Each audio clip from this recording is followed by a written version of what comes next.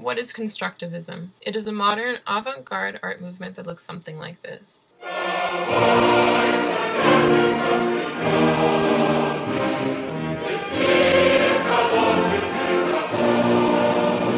To understand the style of this movement, it's important to keep in mind A. the other art movements occurring simultaneously around the globe, and B. the current events within Russia during the early 20th century which drastically affected the political, economic, and social development of its people. The typographic and graphic designs that emerged during Constructivism were primarily influenced by these two elements. However, if we were to consider the other major art forms that accompany typography and graphic design, such as architecture, sculpture, fashion, and theatrical plays, it would also be essential to mention a third major inspiration for Constructivism. Einstein's discoveries about space and time caused tsunamis to erupt in the modern art world and beyond. He thwarted the notion that space and time occupied the same dimension, revealing the fourth dimension of time as distinct from the third dimension of space. Not only that, Einstein shook the world, almost literally, by revealing that neither space or time were linear, but could actually bend. This discovery of universal malleability naturally caused artists to break away from the rigid practices of the past that favored an aesthetic that mirrored reality and tired symbolism, in favor of experimental avant-garde art.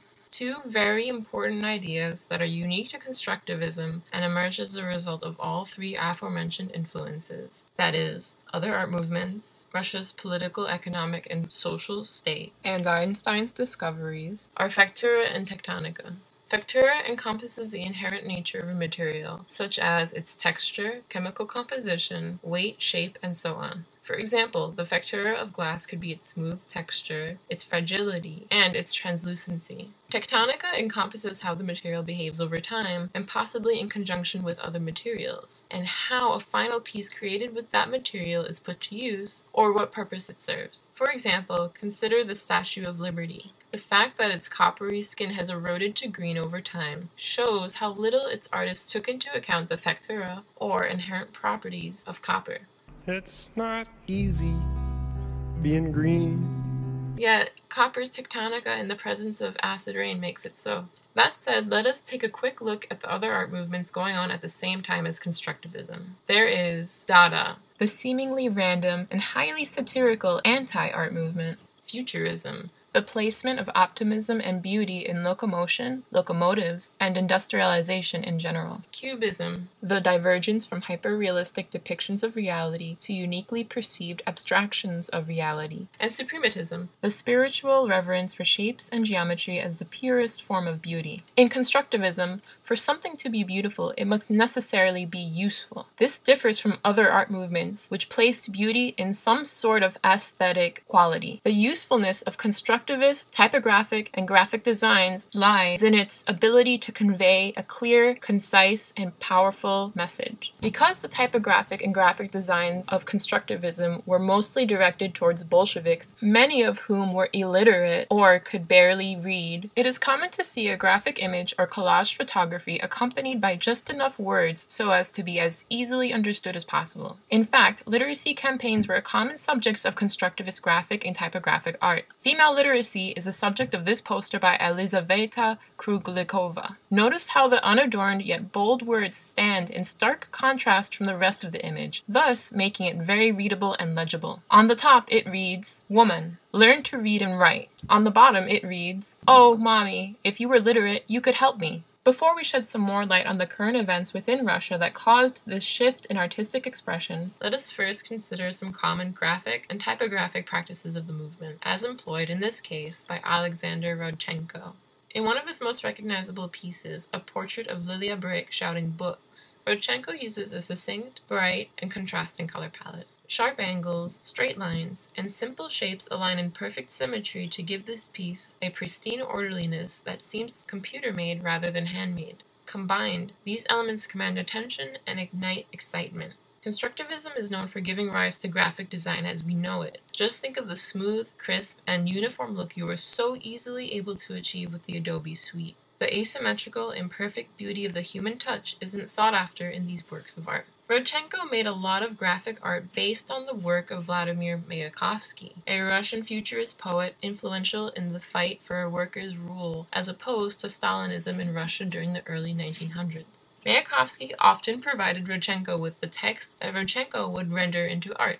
This piece is Rodchenko's illustration of Mayakovsky's poem About This, which was inspired by an emotionally tumultuous 2-month separation between Mayakovsky and his lover Lilia Brick. Yes, this is the same Lilia Brick that Rodchenko photographed and included in the photo montage we just looked at. All three people collaborated together because they shared the same political beliefs that fueled Constructivism. They were communists, and not the kind that Stalin paraded himself as when he became Russia's dictator in 1924, nor the kind that China and North Korea claim to be today. But we will extrapolate on that later. For now, notice again that we have a composition that combines photomontage with contrasting colors in linear planes, which, in the case of the text, makes it highly legible and commanding.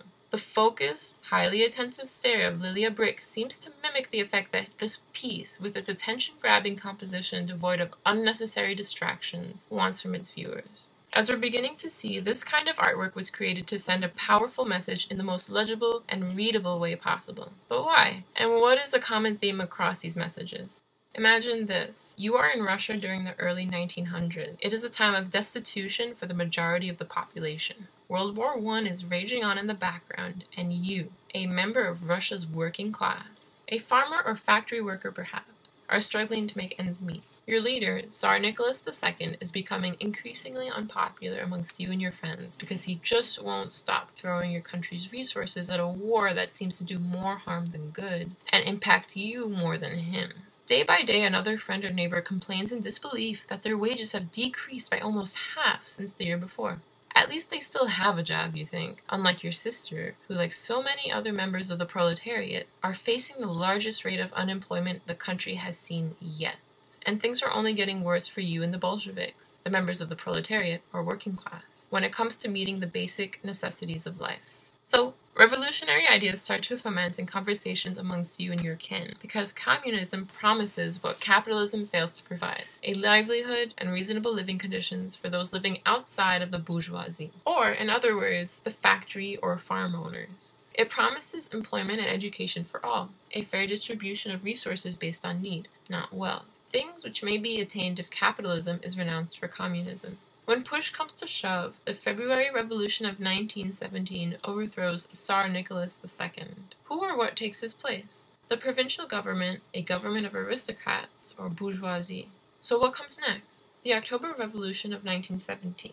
This revolution overthrows the provincial government and replaces it with no government at all. Now, you and your friends become your own representatives, your own policy makers, your own government, so to speak. Together, these revolutions of 1917 are known as the Russian Revolution, which ultimately put the Bolsheviks, a communist party composed of members of the working class, in charge. However, fast forward to the early 1920s, and Joseph Stalin comes in to crap all over your pretty picture of lowercase c communism with a dictatorship in sheep's capital C communist clothing. Vladimir Lenin, a leading figure in the fight for Bolshevik power during the Russian Revolution, along with Leon Trotsky, a journalist of sorts in support of the Bolshevik Party, are now targets of political heresy under Stalinism. Lenin goes into hiding, while Trotsky is exiled and later assassinated with an ice pick. Knowing all this, let's look at one of Lyubov Popova's posters. Again, we see words in sans serif type, simple rectangular planes framing the composition, and steep diagonal lines in the background broken by ellipses. In the left-hand corner, we see the symbol for communism, a hammer and sickle, tools of the laborer. The color red is a symbol of unity. It is the color that runs through all veins, equalizing everyone regardless of status outside the body. In these costume designs by Popova, we see the quintessential diagonal lines of Constructivism, along with the colors red, which we understand to represent blood, and black. That can be said about the type, which in the left picture crisscrosses perpendicularly, and about the costumes, which converge at the waist and taper off to their respective limbs in a minimal, linear fashion. Notice the shoes, which are particularly intricate and simply beautiful for mere assemblages of arcs and straight lines. This stems from the suprematist ideology of finding beauty in simple, straightforward geometry, devoid of unnecessary details. In this cover art for Left magazine by Varvara Stepanova, we have a clear glimpse of how Futurism and Cubism come into play with Constructivism. The clippings of mechanical bits consolidated into one entirely new and somewhat intimidating bulk of machinery harkens back to Picasso's early photomontage experiments, the first of their kind, which happened to influence many other art movements, including Futurism and, obviously, Constructivism. However, the fact that this photomontage is specifically about machinery links this constructivist piece to Futurism and the ideologies of that movement, which place societal advancement and existential joy not only in industrialization, but specifically in locomotives like cars, rockets, and boats. Does this sound familiar? It should, because Einstein is to blame for turning artists on to physics with his theories about time and space. But let's not forget about the typography. What color are the words? Yes, the color of our insides. What about the font? It is sharp and straight with no serifs in sight. All the words are parallel or perpendicular. It smells like there's a grid afoot. To summarize, Alexander Rodchenko explains the motivation of constructivist artists from the point of view of someone making the movement. We were for the new world, the world of industry, technology, and science. We were for the new man. We felt him, and we had no precise idea of the future. We created a new concept of beauty, and we have expanded the confines of art. We made posters, written slogans, and decorated squares and buildings. Even typefaces, so precise and persuasive, were invented by us.